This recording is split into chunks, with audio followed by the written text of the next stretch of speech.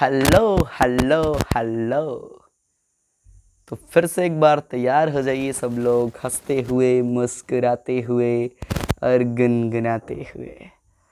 आज हम पढ़ने वाले हैं एक और बेहतरीन टॉपिक, संधारित्रों का संयोजन। यहाँ से न्यूमेरिकल हर एक साल पूछे गए हैं, इसलिए ये ज़रूरी है संधारित्रों का संयोजन समझना। ऐसे इसके लिए हमने ऑलरेडी पहले ही एक बढ़िया सा, सुंदर सा, आसान भाषा में वीडियो बना रखा है। तो फिर बनाकर हम अपना समय और आपका समय क्यों बर्बाद करें? सर हमारा कैसे बचेगा? बिल्कुल बचेगा, क्योंकि हमारा बचेगा तो हम उस वाले वीडियो के स्थान पर कोई अच्छा सा वीडियो बनाएंगे आपके लिए, इस साल के लिए, जो भी इस बार एग्ज़ाम देने वाले हैं। इसलिए इस वीडियो को हम इसमें ज्वाइन कर देंगे और आप लोग देख लीजिए, अच्छे से देख लीजिए, और कुछ नहीं तो कम से कम देख करके समझिए और सूत्र को याद कर जाइए। हेडिंग लगा दो, संधारित्रों का संयोजन, यानी जोड़ना। कुल मिला के कहें तो संधारित्रों का संयोजन। देखिए, दो या दो से अधिक संधारित्रों को कुछ विशेष क्रम में क्या कर देना, जोड़ देना, संधारित्रों का संयोजन कहलाता है। अब देखिए, संधारित्रों का संयोजन जो है वो दो प्रकार से होता है, जैसा कि सब लोग जानते हैं। पहला होता है श्रेणी क्रम संयोजन, श्रेणी क्रम संयोजन, और दूसरा होता है समांतर क्रम संयोजन। ये होता है श्रेणी क्रम संयोजन। क्या है? सिंपल सा है, थोड़ा दोनों का फील लाते हैं और थोड़ा सा समझते हैं कि मतलब श्रेणी क्रम संयोजन में क्या होता है और समांतर क्रम संयोजन में क्या होता है। जैसे मान लो कि हमारे पास कुछ संधारित्र है, उनको श्रेणी क्रम में जोड़ना है। संधारित्रों का चिन्ह सबको पता है, इस तरह से होता है। सर ये तो बैटरी का है, बराबर बराबर, एकदम बराबर बराबर, ये संधारित्र हो गया। मान लो कि ये संधारित्र हमारे पास एक है जिसकी कैपेसिटी मान लो C1 है, एक संधारित्र इधर है जिसकी कैपेसिटी C2 है, मान लो एक संधारित्र इधर है जिसकी कैपेसिटी C3 है। तीनों को मान लो हमें श्रेणी क्रम में जोड़ना है। तो देखो श्रेणी क्रम में हम इन्हें कैसे जोड़ेंगे? सिंपल सी बात है, सिंपल, एकदम सिंपल है, ठीक है। कि इन तीनों को जैसे मान लो ये इसका प्लस और ये इसका माइनस है, ये प्लस और ये इसका माइनस है, ये इसका प्लस वाला प्लेट और ये इसका माइनस वाला प्लेट है। तो बिल्कुल आसान है। क्या करो कि संधारित्रों के संयोजन में श्रेणी क्रम में क्या करो, प्लस वाले को माइनस से, फिर माइनस वाले को प्लस से, फिर प्लस वाले को माइनस से, ऐसे करके जोड़ दो। जैसा कि यहाँ जोड़ दो इनको, तो यानी इस तरह से हो जाएगा C1, ये प्लस और ये माइनस। इस माइनस वाले सिरे के साथ हम इसके प्लस वाले को जोड़ देंगे, ये हो गया। बात आ रही समझ में? ये हो गया प्लस और ये हो गया माइनस। अब इस माइनस वाले के साथ हम इस वाले प्लस को जोड़ देंगे, ये हो गया प्लस और ये हो गया माइनस। तो इस तरह से ये हो गया C2 और ये हो गया C3, और इसको बोलेंगे श्रेणी क्रम संयोजन। तो बहुत आसान है। जैसा कि देखिए, हम लोग क्या कर रहे थे, मैट्रिक में पढ़े थे, प्रतिरोधों का संयोजन। ये R1, ये R2, ये R3, मान लो ये R1 है, मान लो ये R2 है और ये R3 है। तो इस तरह से हम लोग 3, 4 जितना और जोड़ लो, ये R4 हो गया। तो इसको बोलते थे श्रेणी क्रम संयोजन। कुछ इसी तरह से एक के बाद एक, एक के सिरे के दूसरा, दूसरे के सिरे से तीसरा, तीसरे के सिरे से चौथा, ऐसे करके क्या कर देते हैं, जोड़ देते हैं। तो इस क्रम को बोलते हैं श्रेणी क्रम संयोजन। सर समांतर क्रम समझाओ। समांतर क्रम में क्या होगा? देखो, समांतर क्रम में हम प्लस को माइनस के साथ नहीं, सारे प्लस को एक तार में और सारे माइनस को एक तार में जोड़ देंगे। आओ समझते इस बात को। जैसे मान लो हमारे पास ये 3 है, तो हम क्या करेंगे, तीनों को एकदम ऐसे सजा देंगे। अरे भाई बन जा, चलो ये हो गया प्लस और ये हो गया माइनस। फिर यहाँ ये हो गया प्लस और ये हो गया माइनस। फिर यहाँ नीचे रख देंगे, कहीं भी रख सकते हो, कोई दिक्कत नहीं है। बस हमें ये समझना है कि तीनों प्लस को एक साथ हम जोड़ देंगे। बात आ रही समझ में? तो इस वाले तार को आगे बढ़ा करके हम क्या करेंगे, इसमें इसी को जोड़ देंगे और इसमें इसको जोड़ देंगे। बात आई समझ में? बिल्कुल आई सर। इस वाले तार को आगे बढ़ा दो, इसमें इसको जोड़ दो, इसमें इसको जोड़ दो। अब जरा ध्यान दो, तीनों प्लस को एक ही तार में जोड़ दिया गया, तीनों माइनस को एक ही तार में जोड़ दिया गया। तो यहाँ पर मान लो ये बिंदु ए है और ये बिंदु बी है, और अब ये यहाँ से यहाँ तक की जो कैपेसिटी होगी, यानी ये जो संयोजन हुआ है किस क्रम में हुआ है, समांतर क्रम में हुआ है। उम्मीद है कि सबको थोड़ा सा फील आ गया होगा। हाँ सर आया, बिल्कुल आया, थोड़ा नहीं सर पूरा आ गया एकदम, कि अगर ऐसे plus minus plus minus plus plus plus minus को जोड़ दिया गया तो इसको बोलेंगे श्रेणी क्रम संयोजन। और यदि सभी प्लस वाले हिस्से को एक ही में जोड़ दिया गया हो, माइनस वाले हिस्से को एक ही में जोड़ दिया गया हो, तो समझ जाओ कि क्या है, समांतर क्रम संयोजन। बात आई समझ में, पूरे समझ में? हाँ सर आया। चलो तो चाहो तो स्क्रीनशॉट ले लो कि ये 3 हमने प्रतिरोध लिए थे, ये हमारे पास 3 प्रतिरोध नहीं सॉरी संधारित्र, ये पहला, ये दूसरा और ये तीसरा, और तीनों को हमने ये श्रेणी क्रम में जोड़ा और ये समांतर क्रम में जोड़ा। ले लो, एक एक करके हम सबके लिए क्या करेंगे, कुछ व्यंजक प्राप्त करेंगे। जैसा कि प्रतिरोधों के संयोजन में हम लोग मैट्रिक में किए होंगे। अरे भाई मक्खी काहे परेशान कर रखी है, कैमरे पे बैठ जा रही है, दिख रहा था ना सबको? कभी कभी देखते हैं कैमरा धुंधला हो जाता है। चलो देख लो, अब नहीं दिख रहा था तो अब देख लो। मिटा दे इसको, सर मिटाओ। चलो अब हम श्रेणी क्रम संयोजन के बारे में पढ़ेंगे। अभी तो पढ़ लिए कि इसमें क्या करते हैं कि प्रत्येक संधारित्र के एक सिरे के दूसरे, मतलब एक हिस्से को छोड़ के दूसरे हिस्से को हम क्या करते हैं, दूसरे से जोड़ देते हैं, फिर उसके दूसरे हिस्से को तीसरे से, उसके दूसरे से चौथे से, और ऐसे दोनों तरफ से एक हिस्सा क्या कर जाता है, छूट जाता है। ये होता है श्रेणी क्रम संयोजन। तो चलो हम लोग संधारित्रों के संयोजन में सबसे पहले पढ़ेंगे श्रेणी क्रम संयोजन। श्रेणी क्रम संयोजन में सबको पता है क्या करते हैं, इस तरह से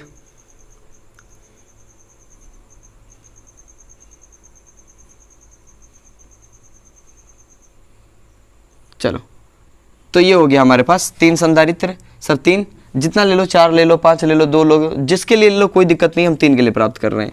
C1 C2 C3। इसकी धारिता मान लो C1 है, इसकी धारिता C2 है और इसकी धारिता C3 है। रुक जा, ऊपर लिखते हैं इसको, C1 C2 C3। ये हो गया। मान लो ये बिंदु A है और ये बिंदु B है। मान लो A से लेकर B तक के बीच का जो विभवांतर है, A से B के बीच का विभवांतर टोटल भी है। सर इसका तो विभवांतर अलग होगा, सर इसका भी अलग होगा, इसका भी अलग होगा। समझ में आ रहा है? देखो इन प्लेटों के बीच का विभवांतर, इन प्लेटों के बीच का विभवांतर, इन प्लेटों के बीच का विभवांतर, सबका सर विभवांतर अलग अलग होगा, बिल्कुल अलग अलग होगा। तो मान लो ऐसे करके कि यहां से यहां तक, यानी पहले संधारित्र के प्लेटों के बीच का जो विभवांतर है वो V1 है। मान लो दूसरे संधारित्र के प्लेटों के बीच का जो विभवांतर है वो V2 है, और मान लो तीसरे प्लेटों के बीच का जो विभवांतर है वो V3 है। बात आ रही समझ में? देखिए विभवांतर क्या होता है कि नहीं, 2 बिंदुओं के बीच ही होता है। अब जरा चेक करो, क्या ये तीनों संधारित्र एक ही 2 ही बिंदु के बीच है? नहीं, देखो इसके लिए अलग, ध्यान दो ना, इसके लिए अलग, इसके लिए अलग और इसके लिए अलग है। सिंपल सी बात है, सबको समझ? हाँ सर विभवांतर तो अलग अलग होगा, इनके बीच ये इन प्लेट के बीच होगा, इनके बीच ये होगा, इनके बीच ये हो जाएगा, यानी सबका विभवांतर अलग अलग आएगा।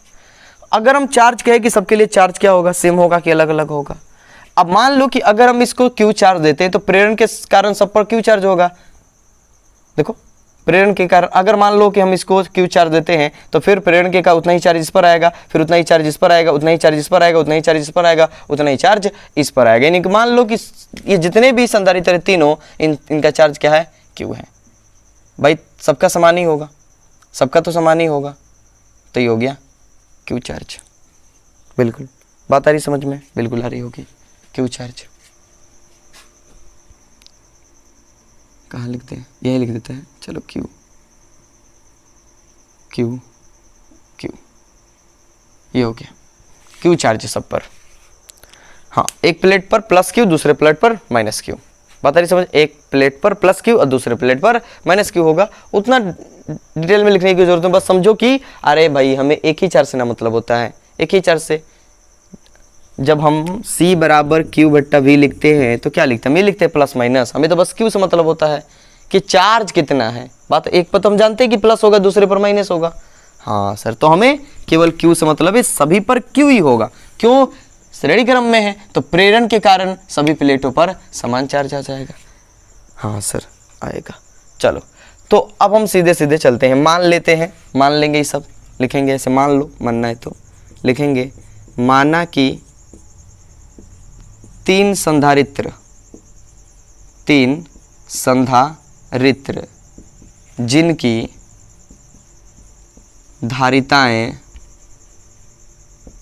जिनकी धारिताएं क्रमशः C1 C2 तथा C3 हैं को श्रेणी क्रम में जोड़ा गया है। एकदम मजा आएगा, टेंशन ही ना लो ना। मान लो भाई, मानोगे ना, ठीक है, नहीं भी लिखोगे तो कोई दिक्कत नहीं है, नोट्स में सब दे देंगे हम आप लोगों को। माना कि 3 संधारित्र जिनकी धारिताएं क्रमशः C1 C2 तथा C3 है को श्रेणी क्रम में जोड़ा गया है, तथा इनमें से प्रत्येक क्योंकि सबका अलग अलग विभव होगा, सबका अलग अलग विभवांतर होगा। हाँ सर, तथा इनके सिरों के बीच का विभवांतर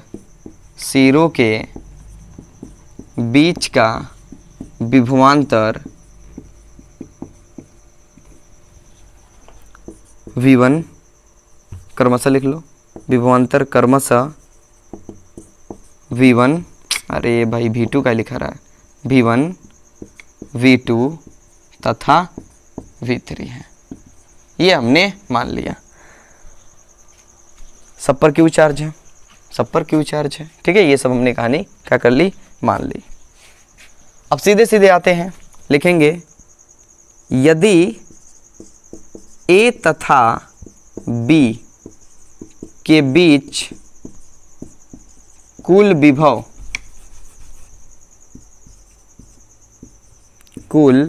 विभवांतर, ऐसे विभवांतर होगा, विभव नहीं, विभवांतर भी हो तो मान लो कि A से B के बीच कुल विभवांतर कितना है, V है, तो V बराबर क्या हो जाएगा sir, V1 plus V2 plus V3। भाई तीनों मिल जाएंगे उसमें। हाँ sir, V1 plus V2 plus V3, एकदम ध्यान लगाए रखना, ध्यान लगा, एकदम मजा आ जाएगा। चलो आगे बढ़ जाओ, आगे बढ़ जाओ। V बराबर, अब V1 बराबर बताओ हमको क्या होगा।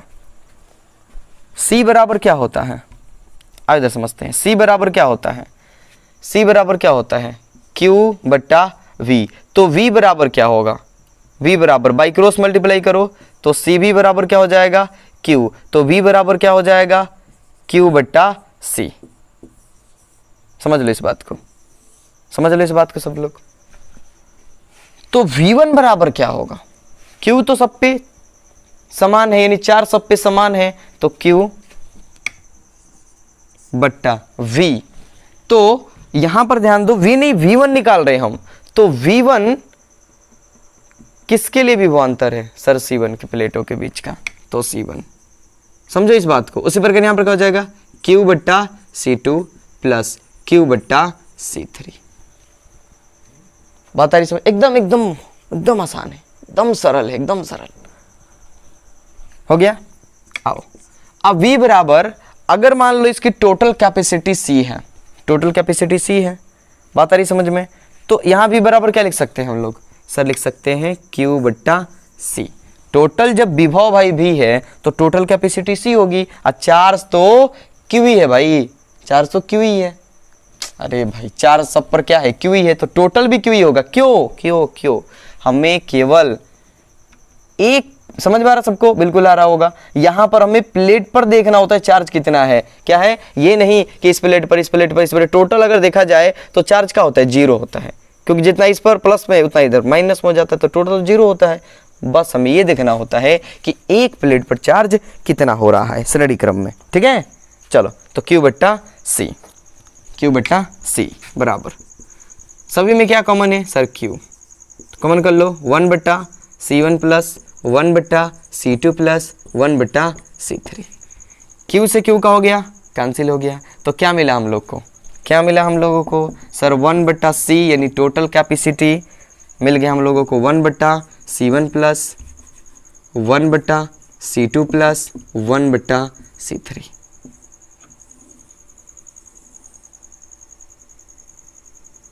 कुछ इंटरेस्टिंग दिखा आपको? नहीं सर। याद करो याद करो याद करो सब लोग, जब हम प्रतिरोध पढ़े होंगे तो आप लोग, नहीं पढ़े होंगे तो कोई बात नहीं, बस ये नोट करो सब लोग, ठीक है। यदि यही बात प्रतिरोध के लिए होती, यानी इस तरह से अगर 3 प्रतिरोधों को श्रेणी क्रम में जोड़ा गया होता, तो वहां पर जो टोटल R आता है वो सीधे R1 plus R2 plus R3 ऐसे जुड़ जाता है। लेकिन यहां देखो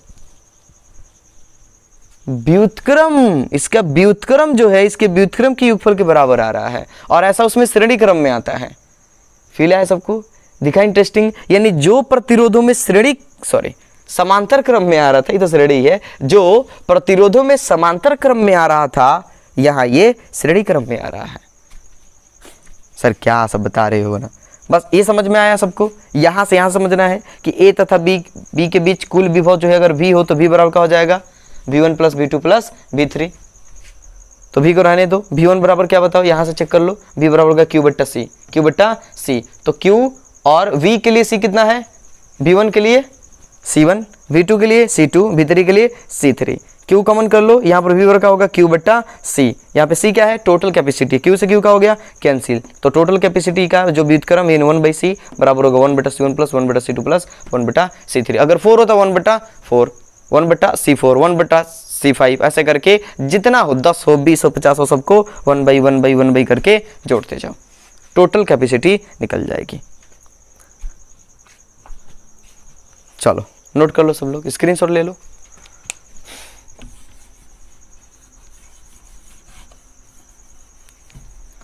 ले लो सब लोग।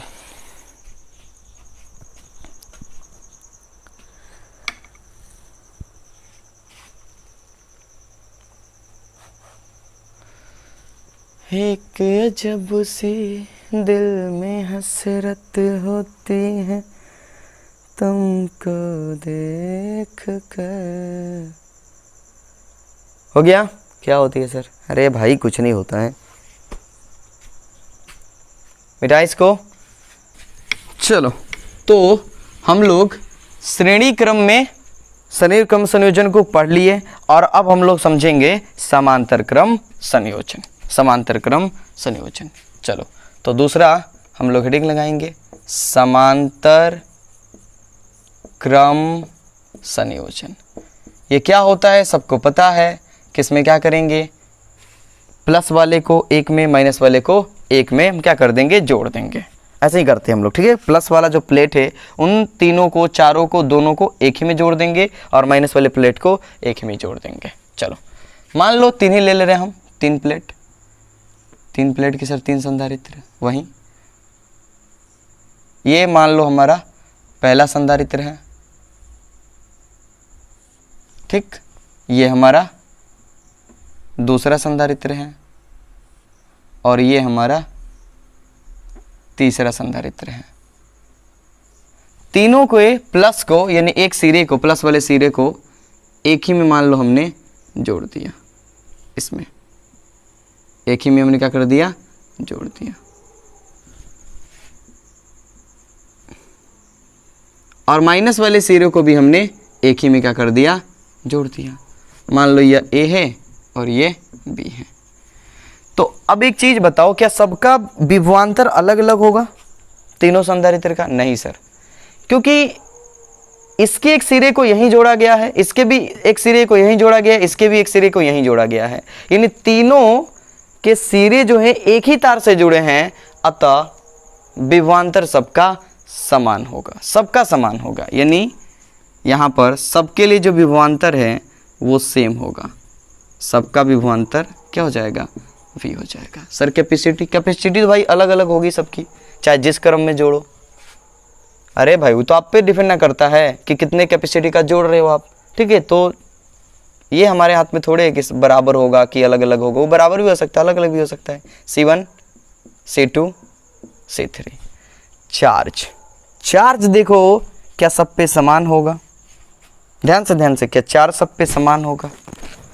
नहीं सर, इस बार चार्ज सब पे समान नहीं कह सकते हैं। क्यों? क्योंकि मान लो कि हमने इसको चार्ज दिया तो प्रेरण के कारण इस प्लेट पर उतना ही चार्ज उत्पन्न होगा, क्या इस पर भी उतना ही उत्पन्न होगा? नहीं सर, यहां उतना ही उत्पन्न नहीं होगा। क्यों? ये तो डिपेंड करेगा इसके साइज पर, इसके बात आ रही समझ में? अगर मान लो किसी का ज़्यादा है तो वो ज़्यादा आवेश को क्या कर लेगा, रख लेगा अपने पर। किसी का साइज बड़ा है तो वो ज़्यादा चार्ज अपने आप पर रख लेगा। बात आ रही समझ में? हाँ सर आ रही है, बिल्कुल आ रही है। तो इस तरह से हम ये कह सकते हैं कि सब पर चार्ज सेम नहीं होगा। तो मान लो इस पर जो चार्ज है वो Q1 है, इस पर जो चार्ज है वो Q2 है, और इस पर जो चार्ज है Q3 है। हम केवल एक चार्ज को दिखा रहे हैं, ठीक है? आप समझ रहे होंगे कि हाँ सर, एक पे प्लस होगा, दूसरे पे माइनस होगा, वही चार्ज। तो सब पे चार्ज अलग अलग होगा। अब हम क्या करेंगे, यही चीज़ लिखेंगे कि माना कि तीन संधारित्र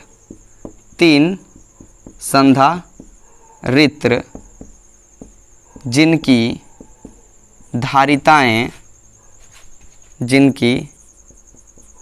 धारिताएं क्रमशः C1 C2 तथा C3 हैं,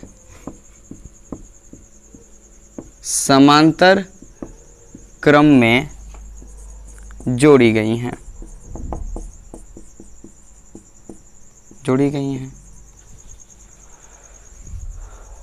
इन पर जो आवेश है वो Q1 Q2 तथा Q3 है।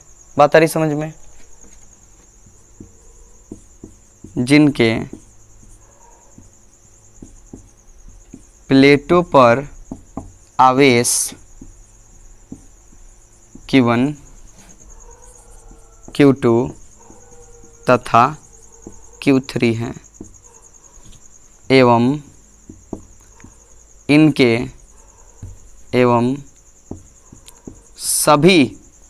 सभी के सेम होंगे। सभी संधारित्रों या तीनों सभी संधारित्रों का विभवांतर, या सभी संधारित्रों के प्लेटों के बीच का विभवांतर V है। ठीक है, ये हो गया। अब अगर मान लो कि टोटल चार्ज Q हो, ध्यान से एकदम टोटल चार्ज मान लेते हैं Q हो, ये सब तो कहानी मान लो, सब हटाओ, यहां से कहानी शुरू करते हैं। यदि ये जो संयोजन हुआ है उस संयोजन में टोटल चार्ज जो है वो मान लो कि Q है, तो लिखेंगे यदि संयोजन में कुल आवेश Q हो तो, बताओ भाई सर, अगर वो टोटल Q है ना, अगर टोटल चार्ज Q है तो Q बराबर हो जाएगा Q1 plus Q2 plus Q3। आगे बढ़ जाओ, Q को खोजो भाई। कैपेसिटी C बराबर क्या होता है, Q बट्टे V। तो बताओ Q बराबर क्या हो जाएगा सर, C इंटू V। तो अगर हम Q बराबर कहें तो ये Q टोटल है, तो टोटल कैपेसिटी C और टोटल विभव V बराबर Q1। Q1 के लिए बताओ, Q1 के लिए विभव तो V ही सबके लिए, पर कैपेसिटी Q1 के लिए क्या है, C1 है। Q1 के लिए क्या है, C1 है। तो क्या हो जाएगा यहाँ पर, ध्यान से, Q1 बराबर क्या हो जाएगा, अरे भाई 1 रखोगे तो विभव तो सबके, सॉरी विभवांतर तो सबका सेम है, यहाँ पर क्या हो जाएगा, C1 हो जाएगा। बात आ रही समझ में? बिल्कुल आ रही होगी, बिल्कुल आ रही है सबको कि हाँ सर।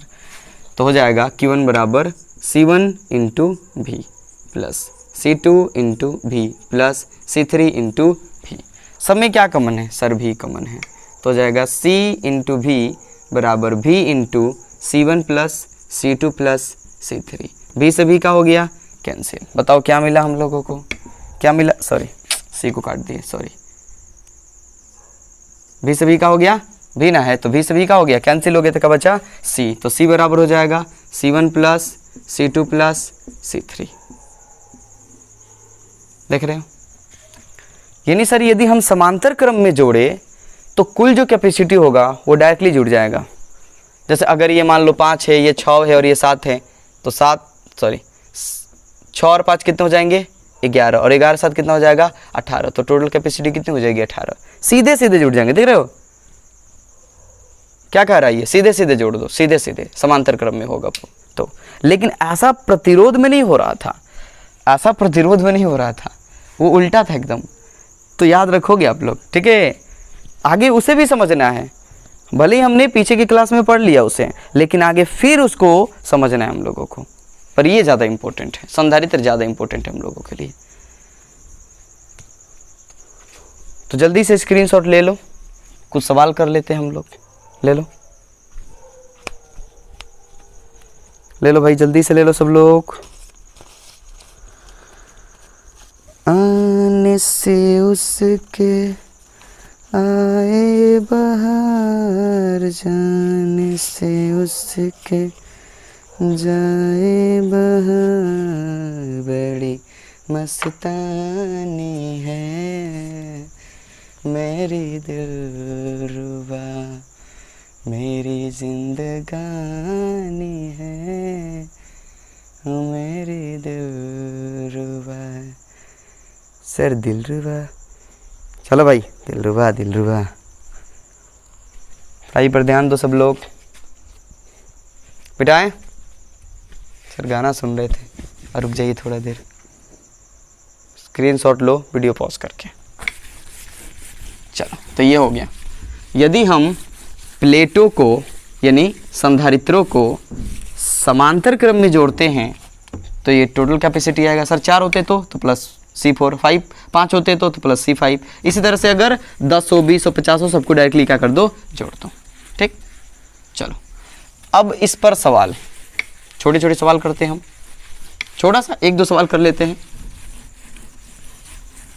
ये फील लाने के लिए, जैसा कि हम पीछे बता भी रहे थे, आप लोगों शायद भूल गए कि कौन से संयोजन में कैपेसिटी बढ़ जाएगी और कौन से संयोजन में कैपेसिटी घट जाएगी। सर इतना तो पता चल गया कि अभी जो हमने पढ़ा समांतर क्रम, तो C बराबर आ रहा है C1 plus C2 plus C3। जब डायरेक्टली जोड़ेंगे तो सिंपल सी बात है कि जो टोटल कैपेसिटी आएगी वो बढ़ जाएगी, सभी से बढ़ जाएगी। हाँ बिल्कुल बढ़ जाएगी। जैसे मान लो, अभी इसी पर समझते हैं, मान लो हमारे पास 2 संधारित्र हैं, एकदम ध्यान से देखना आप लोग, 2 संधारित्र हैं, एक यह है और मान लो एक संधारित्र यह है। इनको इस तरह से श्रेणी क्रम में क्या कर दिया गया है, जोड़ दिया गया है। ये मान लो कि 2 माइक्रोफैराड का है और मान लो ये जो है 3 माइक्रोफैराड का है, संधारित्र बैटरी नहीं, ये 3 माइक्रोफैराड का है। ये 2 माइक्रोफैराड, ये 3 माइक्रोफैराड। हम पूछे कि ए और बी के बीच तुल्य धारिता क्या होगी, तो सर कहोगे कि ये तो समांतर क्रम में है सर, समांतर क्रम में डायरेक्टली जुड़ जाता है। तो यहाँ पर ए और बी के बीच जो तुल्य कैपेसिटी होगी, यानी कि CAB का मतलब हुआ कैपेसिटी ए और बी के बीच, तो कितना हो जाएगा 2 माइक्रोफैराड और प्लस 3 माइक्रोफैराड। ज़्यादा राइटिंग खराब तो नहीं कर रहे हैं, चलो तो कितना हो जाएगा, जोड़ लो डायरेक्टली 5 माइक्रोफैराड। एकदम आसान है, 3 होते तीनों को जोड़ दे, 4 होते चारों को जोड़ देते। बात आई समझ में? हाँ सर बिल्कुल आई। तो यहाँ पर क्या हो रहा है, टोटल कैपेसिटी हमें ये समझाना है, इसके लिए अलग एकदम, ये एक लेक्चर में भी खत्म नहीं होगा।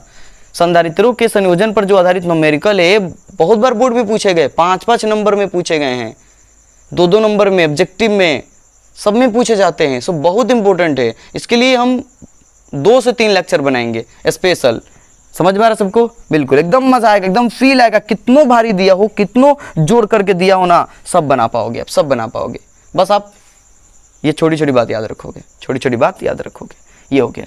तो यहाँ सिंपल सी बात आपको समझ में आ गई कि सर समांतर क्रम में जोड़ेंगे तो टोटल कैपेसिटी आएगी वो सभी, मतलब जितने भी जोड़े हैं उनसे ज़्यादा आएगी, उनसे ज़्यादा आएगी। अब यदि मान लो श्रेणी क्रम में जोड़ दे तो लो, जैसे मान लो कि यहाँ पर एक संधारित्र है, थोड़ा फीका चलने लगा, चलो कोई बात नहीं है, ये लास्ट होगा।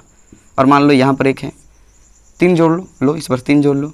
ये मान लो यह जो है 2 माइक्रोफैराड का है, और ये मान लो 3 माइक्रोफैराड का है, और ये मान लो 6 माइक्रोफैराड का है। ठीक, ये हो गया, ये ए है और ये बी है। हम पूछे कि ए और बी के बीच टोटल जो कैपेसिटी होगी, यानी टोटल जो धारिता होगी वो कितनी होगी। तो आप कहोगे कि सर 1 बट्टा, क्योंकि ये श्रेणी क्रम में है और श्रेणी क्रम में ऐसे ही जोड़ते हैं हम लोग, तो 1 बट्टा CAB बराबर हो जाएगा 1 बट्टा C1 यानी 2 माइक्रोफेराड, 1 बट्टा 2 प्लस 1 बट्टा 3 प्लस 1 बट्टा 6, ये हो जाएगा। आगे बढ़ोगे तो बताओ क्या हो जाएगा, 1 बट्टा टोटल कैपेसिटी को C भी मान सकते हो, कोई दिक्कत नहीं। चलो अब तो CAB मान लिया, अरे तेरी तो काहे उल्टा पुल्टा लिखा रहे हो, CAB लिख लिया तो लिखने दो CAB, C बड़ा और AB यहाँ छोटा सा देंगे, जो बताएगा कि A और B के बीच तुल्य धारिता में चेक करनी है। कितना हो जाएगा भाई LCM, सर 6 हो जाएगा। तो बताओ 2 तियाँ 6, 3 प्लस 3 दूने 6, 6 एकम 6, तो 5 एकम 5, कितना हो जाएगा, ये भी 6 ये भी 6, 6 एकम 6, बात आई समझ में। लेकिन ये देखो 1/CAB का मान है, हमें CAB चाहिए, यानी कि इसको ऊपर ले जाना तो होगा, इसको भी पलटना होगा, तो सर ये तो एक है, एक के बट्टे में एक ही होता है, समझ में आ रहा। तो इसलिए CAB यानी कि कैपेसिटी A और B के बीच, यानी A और B के बीच जो तुल्य धारिता है वो कितनी है, 1 माइक्रोफेराड। एक मिनट गलती नहीं कि सर यहाँ एक आया इसलिए, नहीं, इसको ऐसा व्युत्क्रम किया गया। अरे भाई 1 बट्टा CAB है तो ऐसे व्युत्क्रम करेंगे नीचे का ऊपर, तो यहाँ बट्टा में क्या है, 1 है, तो 1 बट्टा 1 का मीनिंग का होता है 1 माइक्रोफेराड। बात आई समझ में, बात आई समझ में। अगर मान लो यहाँ 3 होता है ना, 3 होता है, जैसे 1CAB या मान लो 1/C बराबर आ गया कितना 3, तो कैपेसिटी हमारी 3 नहीं होती। अरे भाई इसका व्युत्क्रम ना करेंगे, ये ऊपर लेके जाएंगे C, तो इसलिए C का मान होता 1/3 माइक्रोफेराड। बात आई समझ में, बिल्कुल आई सबको, नहीं भी आई तो कोई दिक्कत नहीं, शायद आई होगी, अभी छोटी छोटी बात काहे नहीं आएगी सबको आई होगी कि हाँ सर ये बट्टे में है तो इसका व्युत्क्रम करेंगे, तो इधर भी व्युत्क्रम हो जाएगा, तब जाके हमको कैपेसिटी मिलेगी। इस तरह से क्या देखो, सबसे कम जो धारिता वाला संधारित्र था वो 2 माइक्रोफेराड का था, और जोड़े तो कितना आया 1 माइक्रोफेराड, यानी कम वाले से भी कम आएगा, सबसे कम वाले से भी कम आएगा टोटल धारिता। तो बस यही फील लाना था हमें, यानी इस तरह से हमें 2 बातें समझ में आई कि अगर हमें ज़्यादा धारिता वाला संधारित्र चाहिए तो समांतर क्रम में जोड़ेंगे, अगर हमें ज़्यादा चाहिए तो, अगर ज़्यादा चाहिए कैपेसिटी तो समांतर क्रम में जोड़ेंगे, और यदि हमें कम चाहिए तो हम क्या करेंगे, श्रेणी क्रम में जोड़ेंगे। क्या करेंगे, श्रेणी क्रम में जोड़ेंगे। इस पर सवाल भी पूछे जाते हैं कि यदि संधारित्रों को श्रेणी क्रम में जोड़ा जाए तो तुल्य धारिता क्या होगी, तो सबसे कम जो धारिता वाला संधारित्र होगा उससे भी कम आएगी, और यदि समांतर क्रम में जोड़ा जाए तो सबसे जो बड़ा होगा ना उससे भी बड़ा आएगा तुल्य धारिता। देखो सबसे बड़ा क्या था 3, और ये कहाँ कितना आया 5। चलो फील आ गया होगा, ठीक है। अब इसमें जटिल समस्या पर भी हम फोकस करेंगे, लेकिन अभी तो धीरे धीरे समझेंगे। पहले छोटे छोटे समझेंगे, इसके तीन बनाएंगे, 3 पार्ट बनाएंगे। पहले छोटे छोटे जितने हैं उसको कवर करेंगे, उसके बाद थोड़े से उससे जटिल कवर करेंगे, और उसके बाद बहुत जटिल जो दे देता है, जो किताब में आपका दिमाग खराब हो जाता होगा देखते होंगे तो, अगर देखे होंगे तो, ठीक है। तो ऐसा भी हम लोग करेंगे, जटिल से जटिल एकदम। चलो तो ये स्क्रीनशॉट ले लो सब लोग, मिलते हैं अगले वीडियो में।